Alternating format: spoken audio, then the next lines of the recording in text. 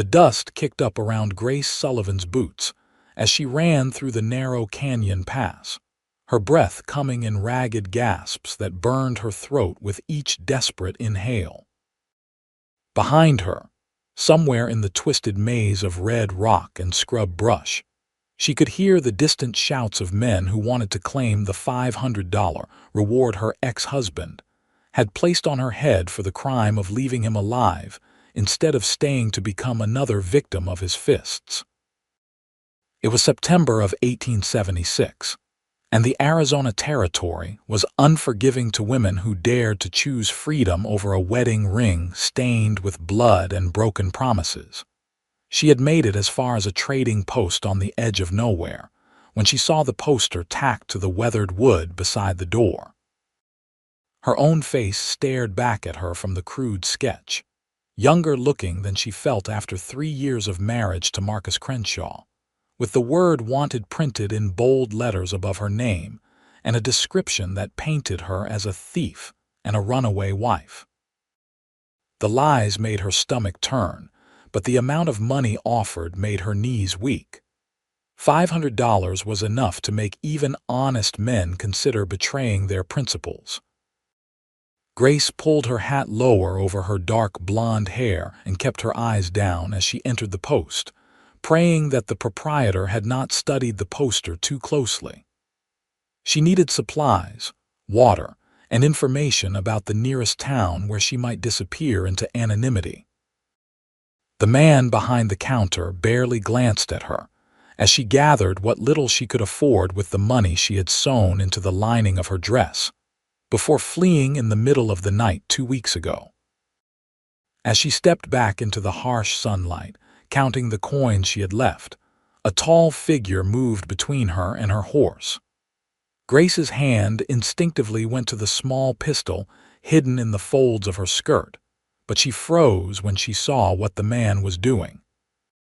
He had torn the wanted poster from the wall and was striking a match against the post, holding the flame to the corner of the paper until it caught and curled into ash. "That poster is a lie," he said, his voice low and steady as he watched the flames consume her face. "Any man who puts a bounty on his wife for leaving him is not a man at all." Grace stared at him, unable to form words as the last of the poster crumbled to black flakes that scattered in the desert wind. The stranger was perhaps 25, with dark hair that fell to his collar and eyes the color of creek water in summer.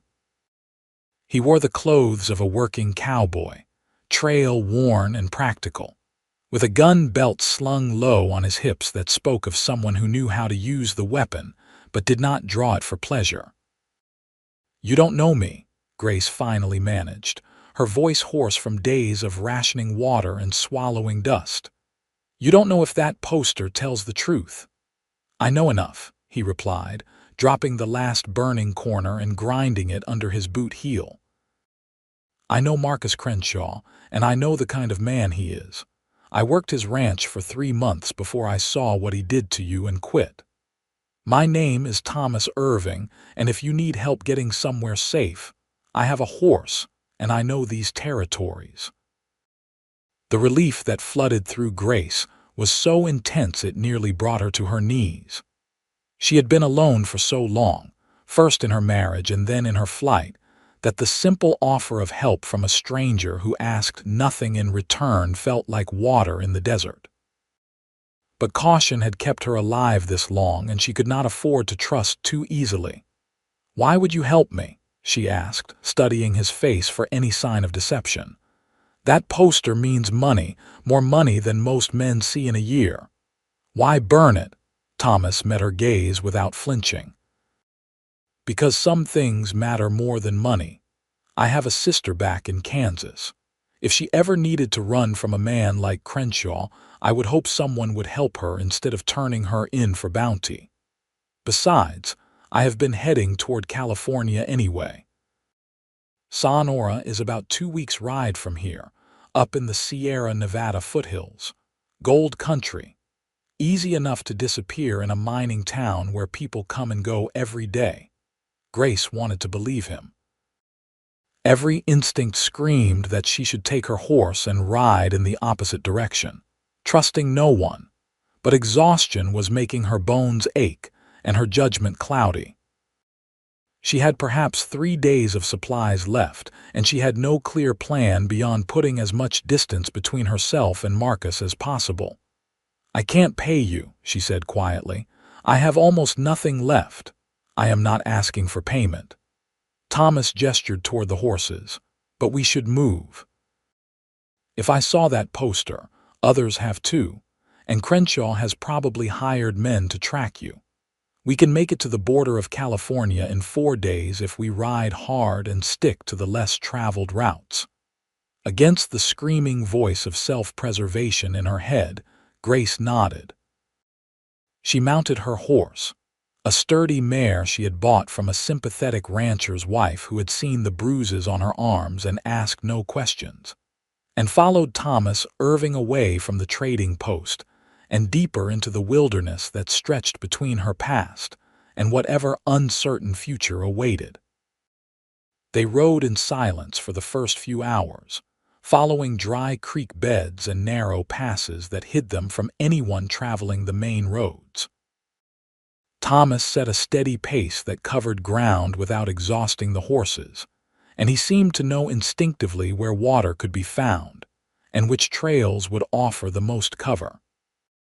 As the sun began its descent toward the horizon, painting the desert in shades of orange and purple, he led them to a small canyon with a spring that bubbled up from between the rocks. "We will camp here tonight," he said, dismounting and leading his horse to the water. "There are caves in the canyon walls that will hide a fire, and we can see anyone approaching from either direction." Grace slid from her saddle, her legs trembling from the long ride.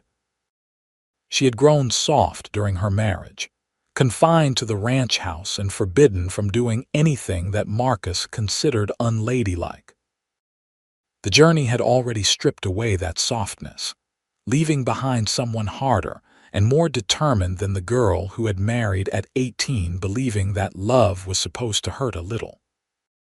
As Thomas set about making camp with the efficient movements of someone who had spent more nights under the stars than under a roof, Grace gathered kindling and tried to make herself useful.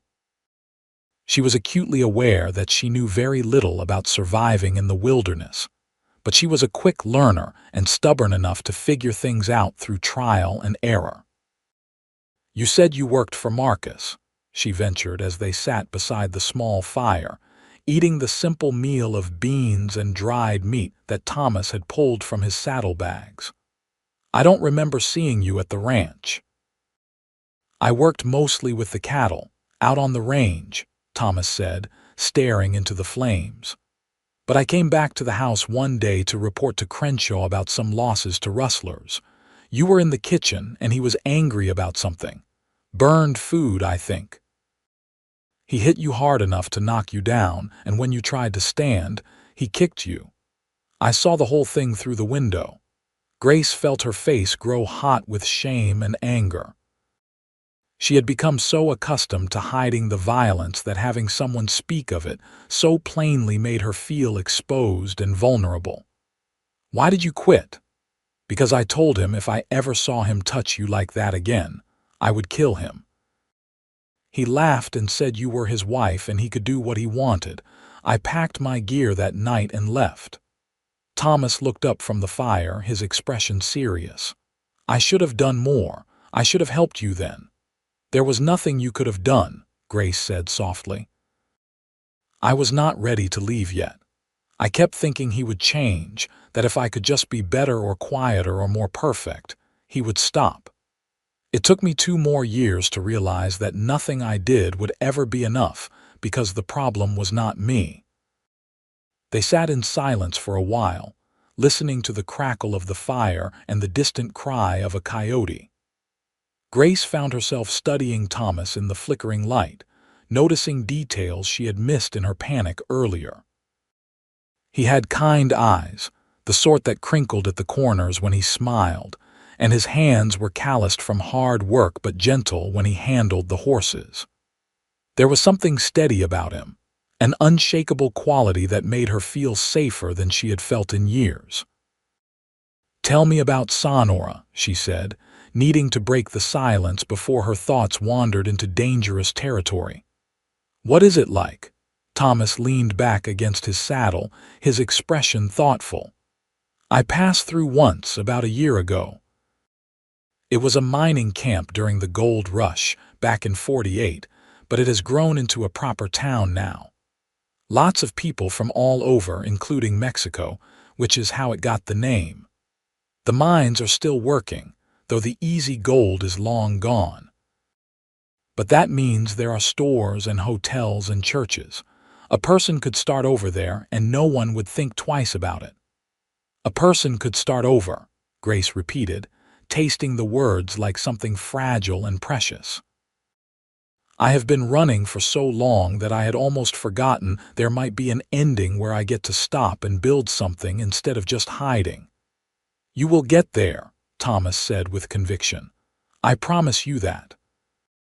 The next 3 days passed in a blur of riding and camping, always moving northwest toward California and the promise of safety. Thomas proved to be excellent company, neither talking too much nor falling into uncomfortable silence. He told her stories about his childhood in Kansas, about his parents who had homesteaded during the worst of the border conflicts, and taught their children that courage meant standing up for what was right even when it cost you something. Grace found herself opening up in return, sharing pieces of her life that she had kept locked away for so long. She told him about growing up in St. Louis, the daughter of a seamstress who had died when Grace was 15, leaving her alone and vulnerable. Marcus had seemed like salvation when he came to the city on business, a successful rancher who promised her security and a home. She had been too young and desperate to see the warning signs, the way he isolated her from anyone who might help, the gradual escalation from harsh words to rougher hands. "I killed who I used to be when I left him," Grace admitted one evening as they made camp beside a stream that ran clear and cold from the mountains ahead. "The girl who believed in fairy tales and happy endings died the first time he hit me. I don't know who I am now." Thomas was quiet for a long moment, his hands still as he worked on repairing a broken bridle. "Maybe you get to decide who you are now. Maybe that is the gift of leaving, even if it came with a terrible price. You get to become someone new." His words settled into her chest like seeds waiting for the right conditions to grow. That night, as she lay in her bedroll staring up at the vast sweep of stars, Grace let herself imagine a future beyond survival. She pictured herself in Sonora, perhaps working in a shop or taking in sewing like her mother had done. She pictured a small house with a garden and a front porch where she could sit in the evening without fear. And though she tried not to let the thought fully form, she pictured Thomas Irving in that future, his steady presence a constant she had not known she needed until it appeared. On the 4th day, they crossed into California and began the climb into the Sierra Nevada foothills. The landscape changed from desert scrub to pine forests, and the air grew cooler and scented with resin and earth. Grace breathed deeply, feeling something in her chest unclenching for the first time since she had fled into the night with nothing but the clothes on her back and a desperate hope that she might survive. They were less than a day's ride from Sonora when trouble found them. The riders appeared as they descended into a valley where a dirt road wound between stands of oak trees. There were 4 of them, rough-looking men with guns, and the kind of eyes that saw people as commodities rather than human beings. Grace recognized the type immediately, bounty hunters or worse, men who would happily turn her over to Marcus for the reward money. "Thomas Irving," the leader called out, a stocky man with a scar running from his eyebrow to his jaw. "I heard you were traveling these parts. That woman with you matches the description of a fugitive wanted by Marcus Crenshaw down in Arizona." We will be taking her back now." Thomas moved his horse to block Grace from the men, his hand resting casually on his gun belt in a gesture that was more threat than relaxation. "The poster was a lie, and you have no authority to take anyone anywhere. Move aside and let us pass." The scarred man laughed, but the sound held no humor. "Crenshaw is paying $500 for her return, and that kind of money buys a lot of authority. Now, you can step aside peaceful-like, or we can make this difficult. Your choice." Grace felt her heart hammering against her ribs, her mouth dry with fear. She had come so far, survived so much, and the thought of being dragged back to Marcus made her stomach turn with nausea. Her hand moved toward the small pistol hidden in her skirt, but Thomas caught her eye and gave an almost imperceptible shake of his head. "I am going to make you a counter-offer," Thomas said, his voice calm despite the tension crackling in the air. "You are going to turn your horses around and ride back the way you came. You are going to forget you ever saw us, and in exchange, I will not kill you." The bounty hunters exchanged glances, clearly not expecting resistance. The scarred man's expression hardened, his hand moving toward his gun. "That is 4 against 1, cowboy. I don't like your odds." 4 against 2, Grace said, pulling her pistol free and pointing it with shaking hands at the nearest rider. "And I would rather die here than go back to that monster." For a long moment, no one moved. The forest seemed to hold its breath, waiting to see which way the violence would break. Then Thomas drew his gun with a speed that made Grace blink, the barrel leveled at the scarred man's chest before any of the bounty hunters could clear leather. "Last chance," Thomas said quietly. "Ride away." Perhaps it was the steadiness in Thomas's voice, or the desperate determination in Grace's eyes, or simply the calculation that $500 was not worth dying for, but the scarred man slowly raised his hands away from his gun. "This is not over. Crenshaw will send more men." "Then they will face the same choice you are facing now," Thomas replied. "Grace Sullivan is under my protection, and anyone who tries to take her will answer to me. Spread that word when you get back to Arizona." The bounty hunters wheeled their horses and rode back down the valley, their curses and threats fading into the distance. Grace waited until they were out of sight before lowering her pistol, her hands shaking so badly she nearly dropped it.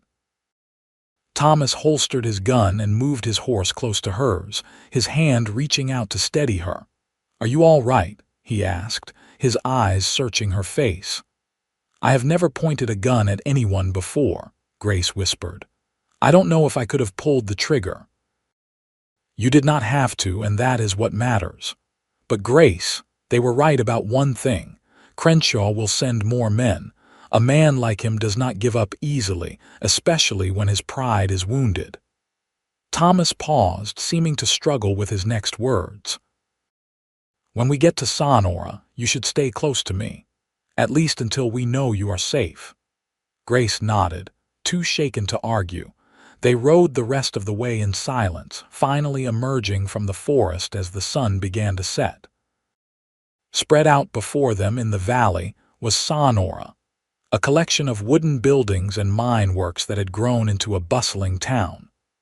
Smoke rose from chimneys, and even from a distance, Grace could hear the sounds of civilization, voices and music, and the clatter of wagons on the main street. They found rooms at a modest hotel, run by a widow named Mrs. Chen, whose family had come from China during the gold rush and stayed to build a life in the Sierra foothills. She asked no questions when Thomas paid for 2 separate rooms, simply handed them keys and pointed them toward a dining room where supper was being served. Grace stood in her room after Thomas had gone to his own, staring at the small bed and washstand and chair that represented more luxury than she had known in weeks. She washed the trail dust from her face and hands, changed into the one clean dress she had packed, and tried to calm the racing of her heart. She was safe, at least for now. She had made it to California, to a town where she could disappear into the crowd of miners and merchants and dreamers seeking their fortunes. But as she sat on the edge of the bed, Grace realized that she did not want to disappear. She did not want to spend the rest of her life looking over her shoulder, jumping at shadows, afraid that Marcus would find her. And more than that, she did not want to say goodbye to Thomas Irving, the man who had torn down a bounty poster and burned it because he believed some things mattered more than money. A soft knock at her door made her jump. She opened it to find Thomas standing in the hallway, cleaned up and looking uncertain in a way that made him seem younger than his years. "I wanted to make sure you were settled," he said, "and to talk about what happens next." Grace stepped back to let him in, leaving the door open for propriety's sake. "What do you think should happen next?" Thomas ran a hand through his damp hair, a gesture of nervousness that Grace found endearing. "I have been thinking about what those bounty hunters said. About Crenshaw sending more men. The only way you will ever truly be safe is if you are not Grace Sullivan anymore." Her stomach dropped. "What do you mean?" "I mean you need a new name, a new identity. And the best way to do that, the way that will protect you legally and make it clear to Crenshaw that he has no claim on you, is to marry someone else." Thomas met her eyes, his expression serious. "I am offering to marry you, Grace. Not because I expect anything from you, but because it is the right thing to do. We could make it a marriage of convenience, just on paper, and you would be free to live your own life however you choose." Grace stared at him, trying to process what he was suggesting. Marriage had been a prison for her, chains that bound her to a man who hurt her and laws that said she had no right to leave. The thought of entering into that arrangement again, even with someone kind like Thomas, made her feel sick with panic. "I can see you are afraid," Thomas said gently. "And I understand why, but this would not be like your marriage to Crenshaw. You would have your own room, your own money, your own choices. I would ask nothing from you except to let me help keep you safe." "Why?" Grace asked, the question bursting out of her. "Why would you do this? What do you get from it?"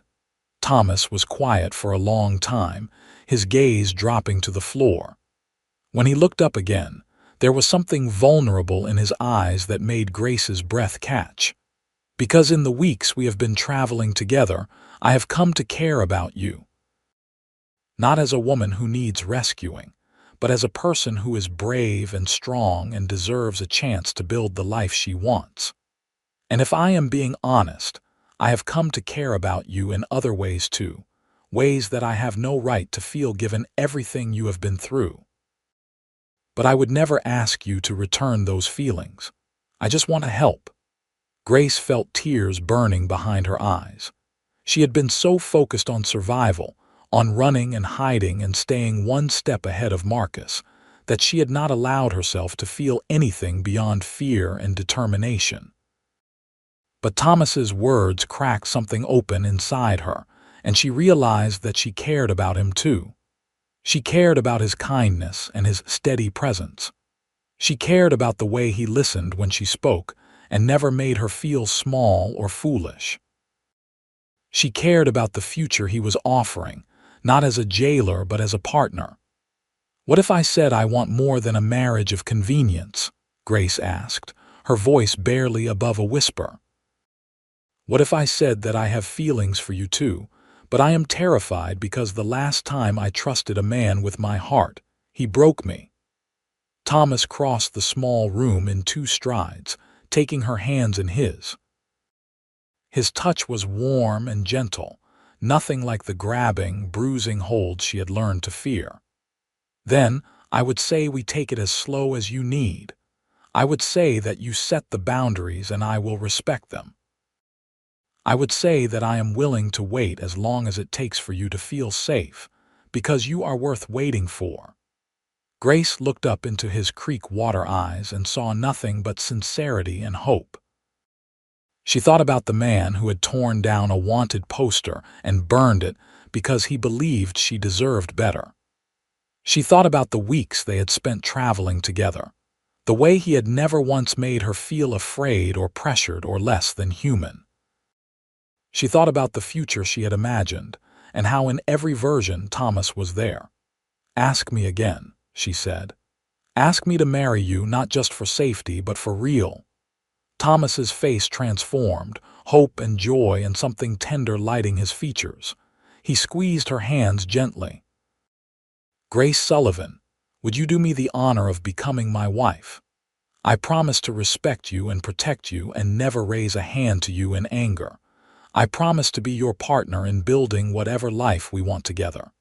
And I promise to spend every day trying to deserve the gift of your trust."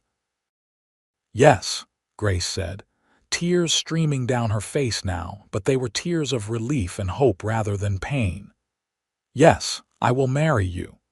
They were wed 3 days later in a small church on the edge of Sonora, with Mrs. Chen and the minister's wife standing as witnesses.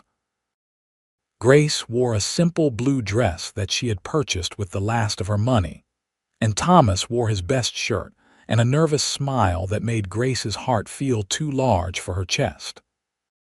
When the minister pronounced them husband and wife, Thomas kissed her gently on the forehead, a chaste touch that held a promise of patience and respect. They rented a small house on the outskirts of town, a 2-room cabin with a porch and a view of the pine-covered mountains. Thomas found work at a ranch about 5 miles away, riding out each morning and returning in the evening with the smell of horses and honest labor clinging to him. Grace took in sewing and mending, discovering that she had inherited more of her mother's skill with a needle than she had realized. The first weeks of their marriage were tentative, both of them learning the rhythms of living together. True to his word, Thomas never pressured her or made her feel trapped. He slept on a bedroll in the main room while Grace took the bedroom, and he was always careful to knock before entering any space she occupied. He asked her opinion on everything from what to have for supper to how to spend their money, treating her as an equal partner rather than property. Grace found herself slowly relaxing, the constant tension that had lived in her shoulders for 3 years gradually easing. She began to smile more often, to laugh at Thomas's stories about the ranch hands and their various misadventures. She started to trust that, when he said he would be home before dark, he would be there. No angry interrogations or accusations about where she had been or who she had spoken to. One evening in late October, as they sat on the porch watching the sun set over the mountains, Grace reached out and took Thomas's hand. He startled at the contact, his eyes going wide with surprise. "I have been thinking," Grace said, her thumb tracing circles on the back of his hand. "About what you said when you proposed, about taking things slow and letting me set the boundaries." "Yes," Thomas's voice was cautious, hopeful. "I want to move forward, not all at once, but in small steps. I want to share more of my life with you because you have shown me what marriage should be. You have shown me that love does not have to hurt." Grace took a deep breath, gathering her courage. "I want to kiss you, really kiss you. Is that all right?" Thomas turned to face her fully, his hand coming up to cup her cheek with infinite gentleness.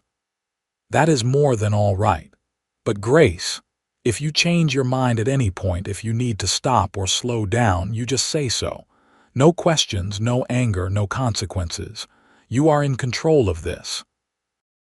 Grace leaned forward, closing the distance between them until her lips met his. The kiss was soft and sweet, nothing like the demanding, possessive kisses Marcus had forced on her. Thomas kissed her like she was precious, like he was savoring every moment, and Grace felt something warm unfurling in her chest. When they finally pulled apart, she was breathless and smiling. "That was nice," she said, then laughed at the understatement. "Actually, that was wonderful." Thomas grinned. the expression transforming his usually serious face into something boyish and charming. "I have wanted to do that since the first day I saw you in the trading post, looking fierce and afraid and so incredibly brave. But I am glad we waited until you were ready." They moved slowly, carefully, building trust and intimacy at a pace that never made Grace feel overwhelmed. Thomas continued to sleep in the main room until one cold November night when Grace appeared in the doorway and asked if he would hold her. He wrapped her in his arms and they lay together on her bed, fully clothed and simply finding comfort in each other's presence. It was another month before Grace felt ready to take that final step, to make their marriage real in every sense of the word, and when it happened, it was nothing like her experiences with Marcus. Thomas was patient and gentle, checking in with her constantly, making sure she felt safe and desired rather than used. In the spring of 1877, Grace discovered she was pregnant. The news filled her with a complicated tangle of emotions, joy mixed with fear and memories of the miscarriage she had suffered after Marcus had beaten her during the first year of their marriage. She had never told Thomas about that loss, had kept it locked away with all the other painful secrets she carried. But when she told him about the baby, his reaction was pure delight. He swept her into a careful embrace, his hand coming to rest protectively over her still flat stomach. "We are going to have a child," he said, wonder in his voice. "Grace, you have made me the happiest man alive." His joy eased some of her fear, but not all of it. That night, as they lay in bed, Grace finally told him about the baby she had lost, about the beating that had caused it, and the way Marcus had blamed her for being weak. Thomas held her as she cried, his own tears falling into her hair. "I am so sorry you went through that alone. I am sorry that monster made you believe it was your fault when it was never anything but his cruelty. But this baby will be different, I promise you. I will protect both of you with everything I have." The pregnancy was not easy. Grace suffered from terrible sickness in the early months and constant fear that something would go wrong. Thomas was patient and attentive, bringing her tea and crackers when she could not keep anything else down, rubbing her aching back, talking to her belly and telling their child stories about the life they would build together. In November of 1877, after 12 hours of labor that left Grace exhausted and terrified, their son was born. Thomas cut the cord with shaking hands and placed the squalling infant on Grace's chest, his face wet with tears of joy. They named him Samuel Thomas Irving, and Grace fell in love all over again as she watched her husband cradle their tiny son with the same gentleness he had always shown her. Life settled into a new rhythm after Samuel's birth. Thomas continued working at the ranch while Grace managed their home and cared for their son. Money was sometimes tight, but they had enough, and more importantly, they had each other. Samuel grew into a bright, curious toddler with his father's dark hair and his mother's determination. On a warm afternoon in June of 1879, Grace was hanging laundry in the yard while Samuel played with wooden blocks on a blanket, when a rider appeared on the road. Her heart seized with old fear, but as the figure drew closer, she realized it was a woman, dusty from travel and riding a horse that had clearly covered many miles. The woman dismounted and removed her hat, revealing dark hair streaked with gray and a face lined with exhaustion. "I am looking for Grace Sullivan," she said. "I was told she might be in these parts." Grace's hand went instinctively to the pistol Thomas had taught her to shoot, the weapon she kept tucked in her apron now that she had a child to protect. "Who is asking?" "My name is Margaret Crenshaw. I am Marcus's mother."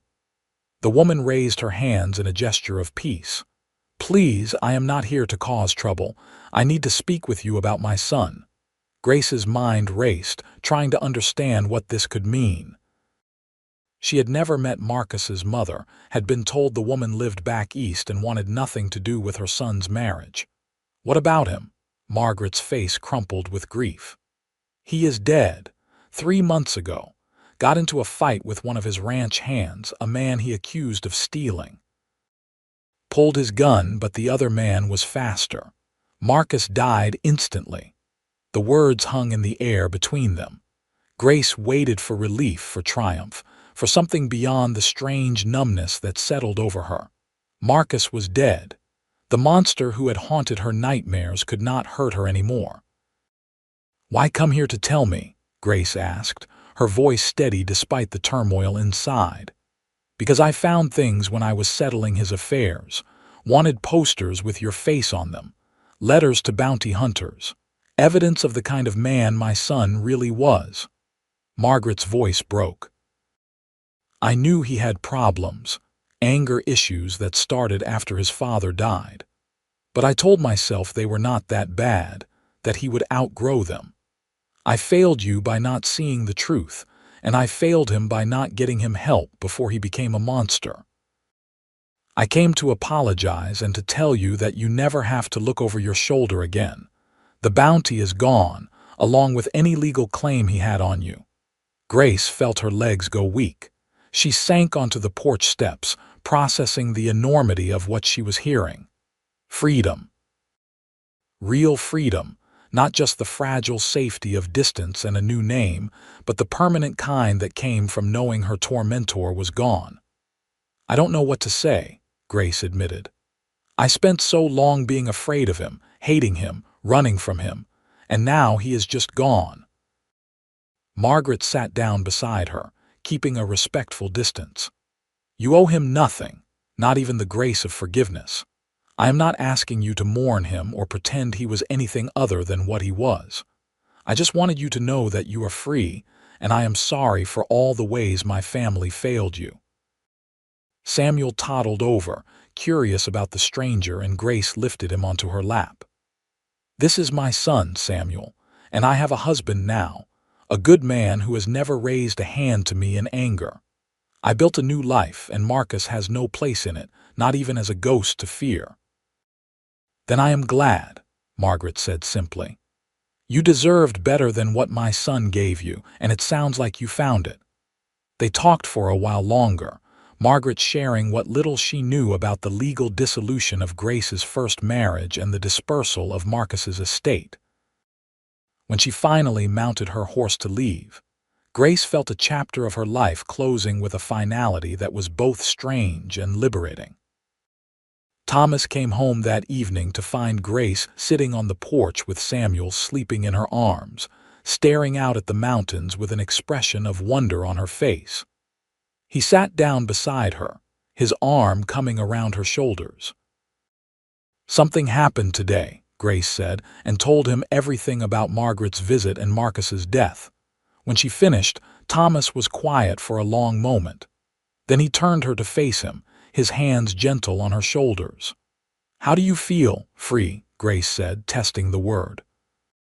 "For the first time since I was 15 years old, I feel completely and truly free. Not because he is dead, though that helps, but because I realize today that I have not thought about him in weeks. I have been so focused on building our life, on loving you and raising Samuel, that he stopped mattering. I survived him, and more than that, I thrived after him." Thomas kissed her forehead. "You are the strongest person I have ever known, and I am honored to spend my life watching you thrive." The years that followed were good ones. Grace and Thomas had 2 more children, a daughter they named Clara in 1881 and another son, Henry, in 1884. Thomas eventually saved enough money to buy a small ranch of their own. Nothing grand, but enough land to run a modest herd of cattle and build the kind of life they had both dreamed about. Grace's sewing business grew as well, and she became known throughout Sonora for her skill with difficult repairs and beautiful embroidery. She taught Clara to sew, passing down her mother's skills to a new generation, and she taught Samuel and Henry to shoot and ride and stand up for what was right, just as Thomas had taught her. Sometimes, on quiet evenings when the children were asleep, Grace and Thomas would sit on the porch of their house and watch the sun set over the mountains. They would hold hands and talk about their days, sharing the small triumphs and challenges that made up a life. And Grace would think about the scared woman who had run through the desert with a bounty on her head, about the cowboy who had torn down that poster and burned it because he believed she deserved better. She thought about how love should never hurt, how trust was something that had to be earned and protected, how freedom was worth any price. She thought about the family they had built together, the children they were raising to be kind and strong and unafraid to stand up against injustice. And she thought about the future that stretched ahead of them, full of possibility and hope. In the summer of 1890, when Samuel was almost 13 and preparing to take on more responsibility at the ranch, he asked his parents how they had met. Grace and Thomas exchanged a look, years of shared history passing between them in that single glance.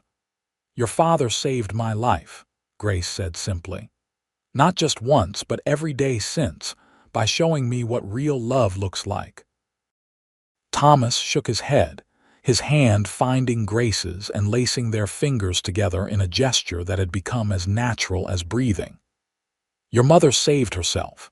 I just had the privilege of being there to witness her courage and the honor of building a life beside her." Samuel seemed satisfied with this answer, his young mind not yet ready for the full truth of his mother's past or the darkness she had escaped. That would come later, when he was old enough to understand the complexities of the world and the importance of standing up for those who could not stand up for themselves. As the sun set and the children wandered off to their evening chores, Grace leaned her head on Thomas's shoulder and felt the steady beat of his heart beneath her cheek. She thought about all the miles she had traveled, both literal and metaphorical, from that terrified woman in the desert to the contented mother and wife sitting on this porch. The journey had been hard and sometimes painful, but it had led her here to this moment, to this life that she had built with her own two hands and the help of a man who believed some things mattered more than money. The bounty poster was long gone, reduced to ash and scattered by desert winds. But the love between Grace and Thomas remained, strong and true and tested by time and hardship. They had built something beautiful together, a family and a home and a future that shone brighter than any gold the miners of Sonora could pull from the earth.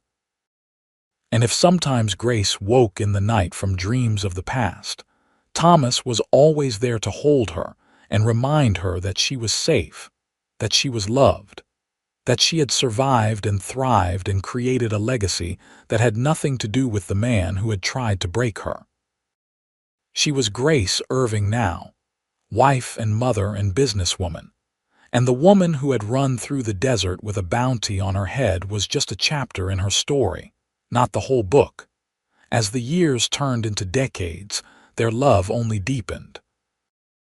They celebrated anniversaries and birthdays, mourned losses and celebrated victories, raised their children and eventually welcomed grandchildren into their home.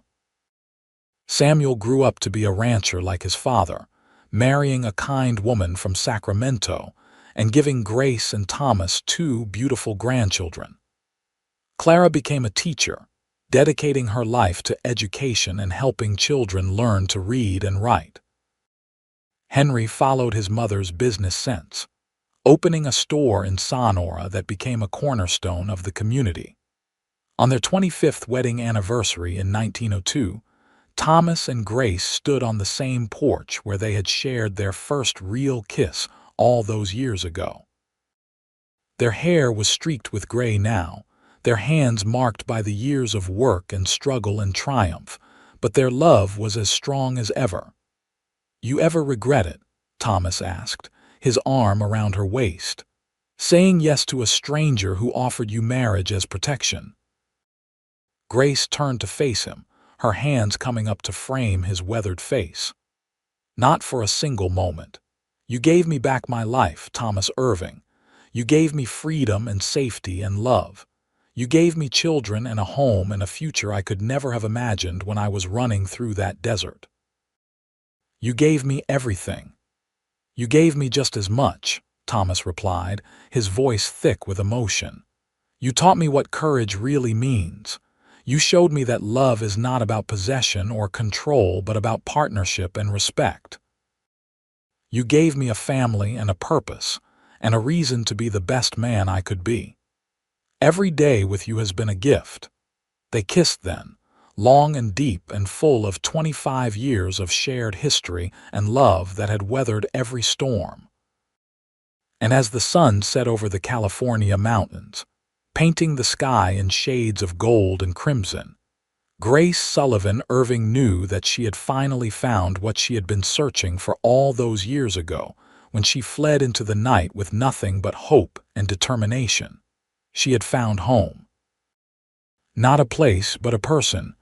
Not safety, but love. Not an ending to her story, but a beginning that stretched forward into a future full of light and promise, and the steady, unshakable presence of a man who had torn down a wanted poster and burned it because he believed she deserved better than the price someone had put on her head. And she had proven him right, building a life that was worth more than any bounty, any reward, any amount of gold that could be pulled from the Sierra Nevada mountains. She had proven that a woman who ran could also stand and fight and build and love. She had proven that the past did not have to define the future, that darkness could give way to light, that even the most broken hearts could heal given time and patience, and the right person to help hold the pieces together. Grace Irving had started her journey as a woman with a bounty on her head, running from a monster who wanted to drag her back into captivity. She ended it as a woman surrounded by family and love, with roots that ran deep into the California soil and a legacy that would outlive her by generations. And it had all started with a cowboy who saw a wanted poster and decided that some things mattered more than money, that human dignity was worth protecting, and that sometimes the greatest act of heroism was simply choosing to do the right thing when no one was watching. Their story became legend in Sonora, passed down through generations as a testament to the power of courage and love, and standing up for what was right. Children grew up hearing about the woman who ran from evil and the cowboy who helped her find freedom, about how love should never hurt, and how the right partner could help heal even the deepest wounds. And though the details sometimes shifted with each retelling, the heart of the story remained true. A reminder that even in the harsh landscape of the Wild West, kindness and compassion could flourish and love could conquer all.